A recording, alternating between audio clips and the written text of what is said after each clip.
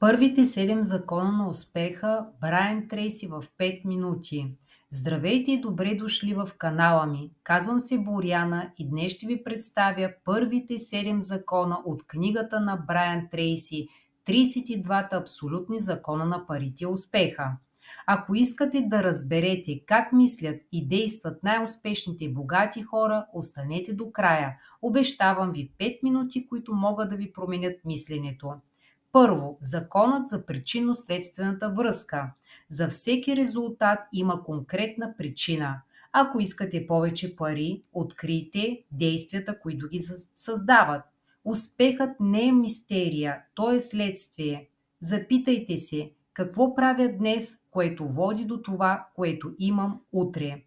Второ, законът за компенсацията. Ще получите винаги това, за което сте платили, с време, усилия или стойност. Колкото повече стойност давате, толкова повече възвръщаемо ще получите. Вместо да питате как да спечеля повече, попитайте как мога да помогна повече. Третият, законът за контрола. Вие сте щастливи, когато усещате, че контролирате живота си. Когато вярвате, че външни обстоятелства ви управляват, ставате жертва, а когато поемете контрол, ставате лидери. Това чувство на контрол е ключ към увереността и успеха. Четвърто, законът за отговорността. Вие сте отговорни за всичко, което се случва в живота ви. Моментът, в който спрете да обвинявате, започва истинската промяна. Пълната отговорност ви дава сила. Това не е вина, това е свобода.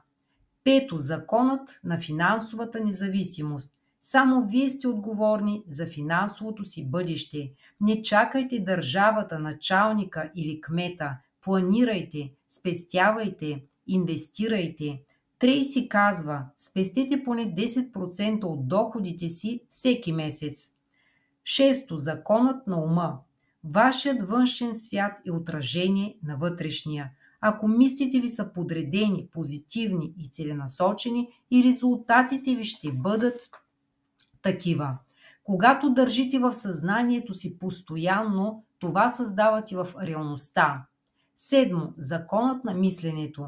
Вие ставате това, за което мислите през по-голямата част от времето.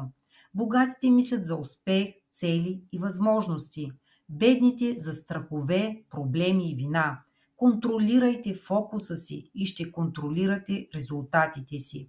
Тези 7 закона поставят основата на успеха. Не са просто теория, това са инструменти. Изберете един от тях и го приложете още днес. Дори малка промяна в мисленето води до огромна промяна в резултатите.